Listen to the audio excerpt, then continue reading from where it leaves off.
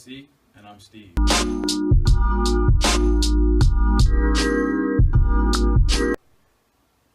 And I'm Carter.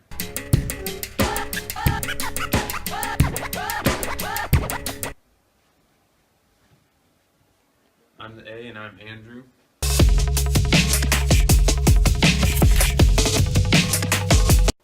And I'm the E, I'm Emmy.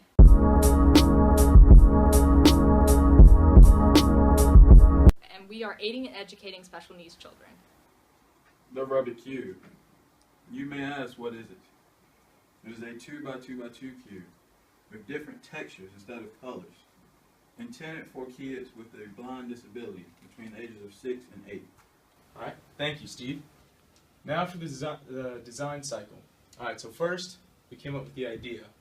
Let's make a Rubik's Cube for blind kids. So then we needed to figure out, how can we make this possible? So, if the original Rubik's Cube has colors that you can see, logically, we would need textures that we can feel to make sure they can differentiate between sides. So then, after our idea, we decided we needed to make the center of the cube something that would allow it to spin and actually function.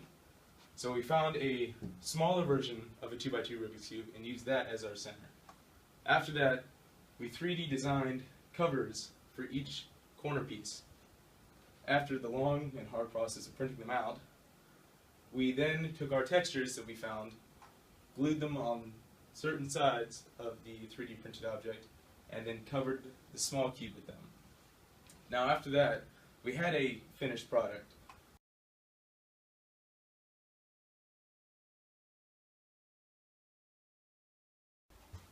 But wait, we went back to the drawing board and thought of new ideas to improve on our old thing. And then we kept going through this cycle until we finally got the Rubik Cube. Now for some of the challenges that we faced while going throughout our design process. One, we didn't expect, but it was a problem, was just staying under the budget. We had $40 to complete our project. We went a couple dollars over.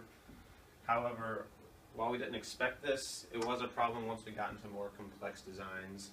And also, another problem we faced was finding the right 3D printer. There were several, and so we had to find the one that was most cost effective and also one that worked the best for our project. There were some at Hunt Library and also at Craft Center.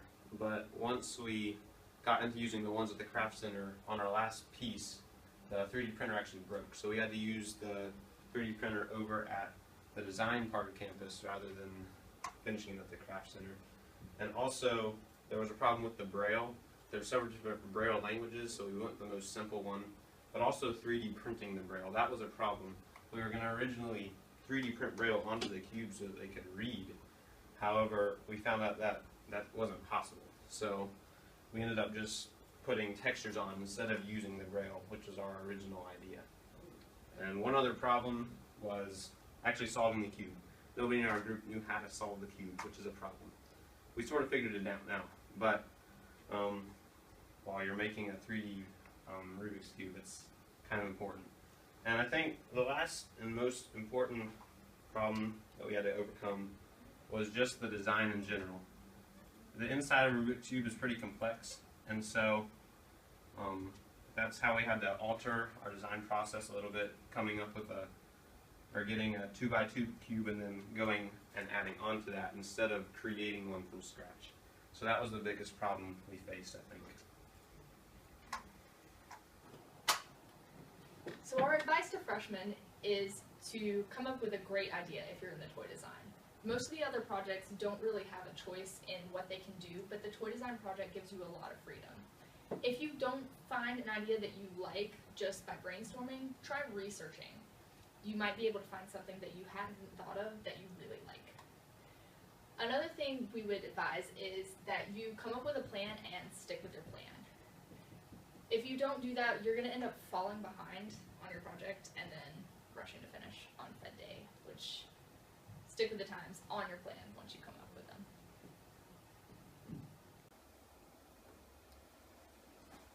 And as for Fed Day, all I do is win, win, win, no matter what. Got money on my mind, I can never get enough. And every time I step up in the building, everybody hands go up. And they stay there, and they say yeah, and they say there.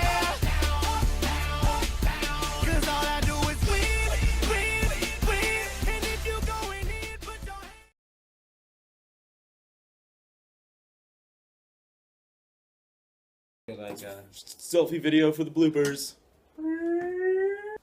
dang it! I wasn't wearing my shirt. Oh. Shirt. Oh. Shirt. Oh. Shirt. Oh.